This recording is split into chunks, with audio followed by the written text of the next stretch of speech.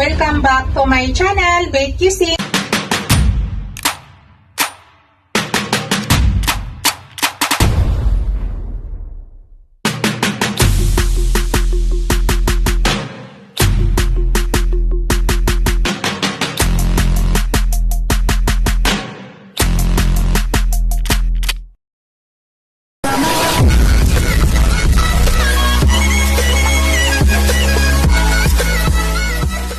Hello guys! To this video guys ay magluluto ako ng ginisang sitaw at kalabasa.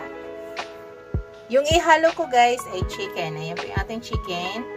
Chicken na wala na po siyang balat at wala ng buto. Later guys, slicein pa natin yan.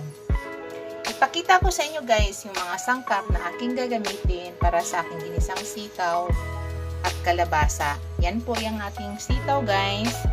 Yan po yung ating kalabasa.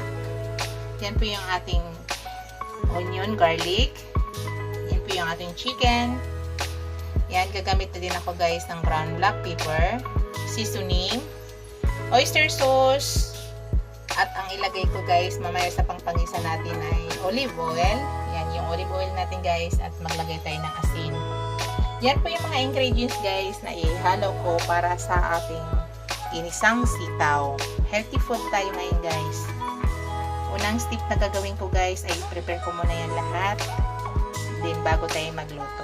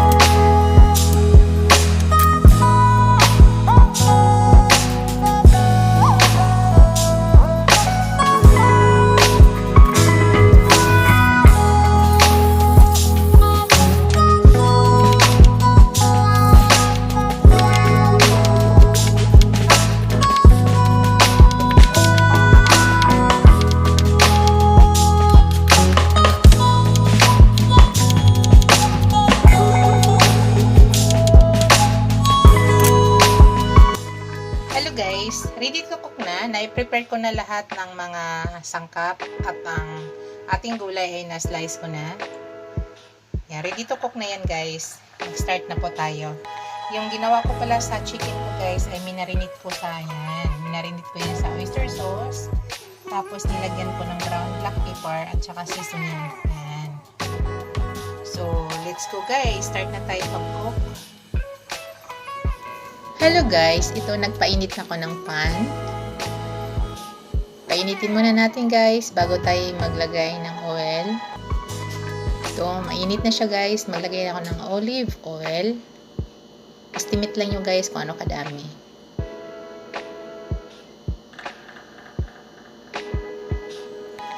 Din, ilagay ko ng aking garlic guys.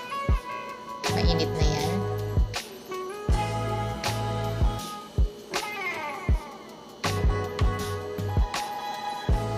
Ipa-golden brown muna natin yung ating garlic guys para lumabas yung aroma.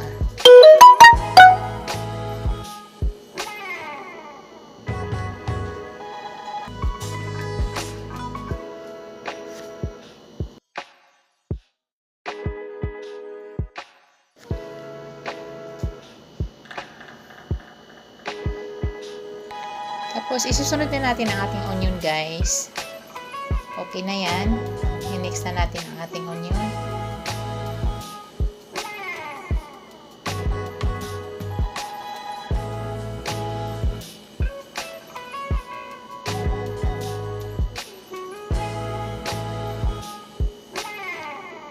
Ang ginagawa ko guys, para mabilis maluto ang ating onion, ay tinatakpan ko po. Nakakatulong po yan guys, para mabilis maluto yung onion. Takpan nyo po.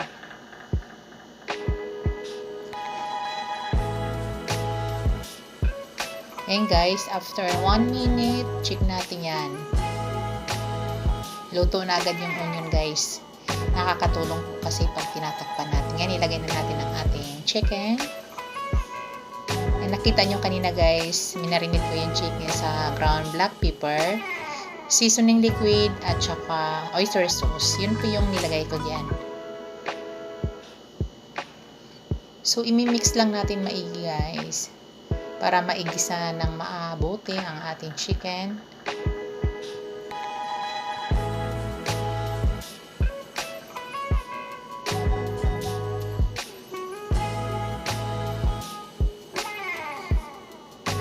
Tapos, takpan natin guys.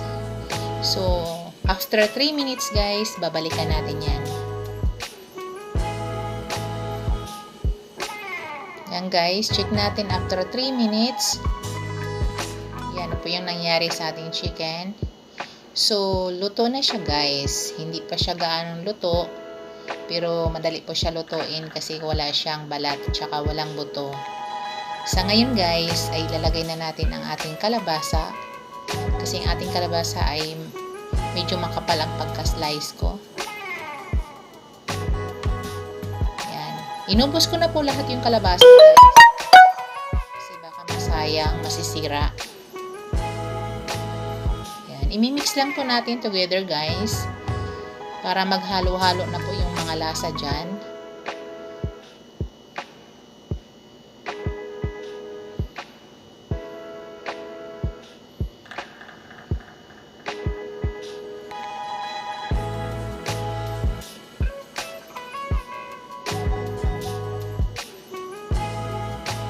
Tapos tatakpan natin guys. Mag-time tayo ng 3 to 4 minutes. Babalikan natin yan. Ito na guys. After 3 minutes, i-check natin guys. Ito na po yung nangyari. Yan. Yan ang nangyari guys. Yan. Medyo luto ng ating kalabasa pero hindi pa gaano. Sa ngayon guys ay maglagay na ako ng pangpalasa. Maglagay na ako ng oyster sauce.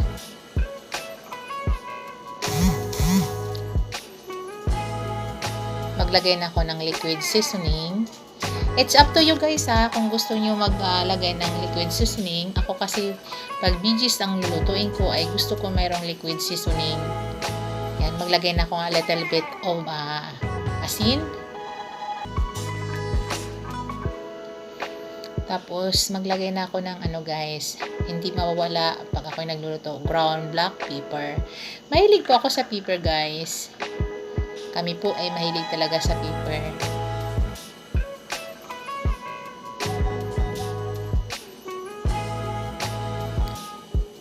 After, imimix na maigi guys para mag-combine lahat ng lasa dyan. Mix natin mabuti.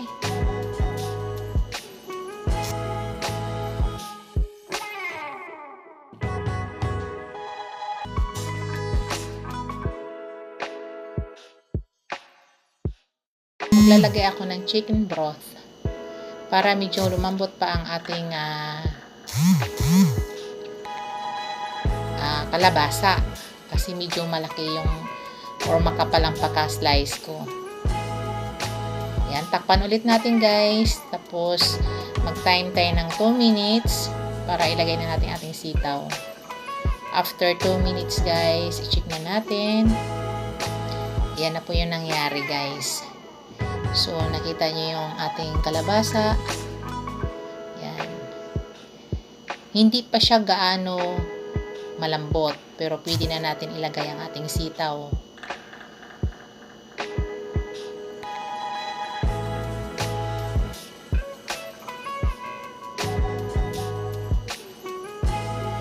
Titikman ko guys kung tama ba yung panglasa. Yan, okay na guys.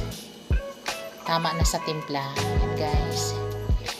Hindi pa siya gaano malambot, pero pwede na natin ilagay ang ating sitaw para habang nagpapalambot tayo ng sitaw ay lalambot na rin talaga ang ating kalabasa.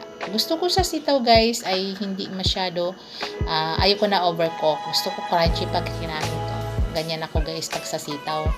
Mas gusto ko crunchy pag kinakain. Ayoko ng overcook. So sa ngayon guys, yan, takpan lang natin. So 2 to 3 minutes guys, i-check natin. Yan, after 3 minutes guys, check ulit natin. Yan na po yung nangyari guys. I-mix lang po natin ng mabuti.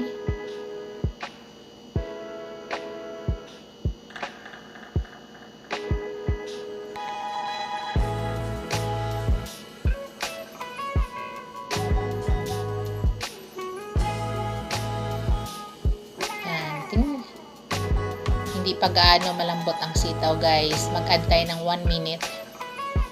Takpan ulit natin guys. I-shoutout ko pala ang aking asawa na nasa Yanbo. Shoutout daddy. Ingat ka po lagi dyan. I love you. Shoutout din pala sa aking mga subscriber, aking mga supporters, aking mga super chatters at sa aking mga members. Maraming salamat po sa inyong lahat. Sa walang sawang suporta. Sa hindi pa nakapag-subscribe sa akin, please paki-subscribe ako. Then paki-pindot yung notification bell para updated kayo sa lahat na upload video ko. Maraming salamat po.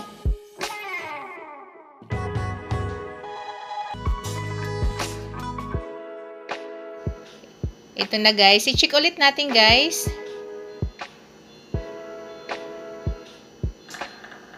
Yan. Luto na po yan guys. Tama na po yan.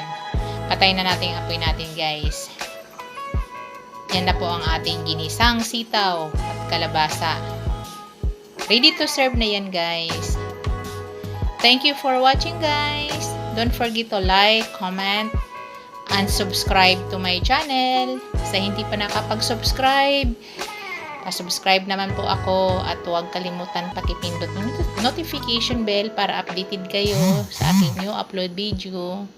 Bye! God bless you all! Bye guys!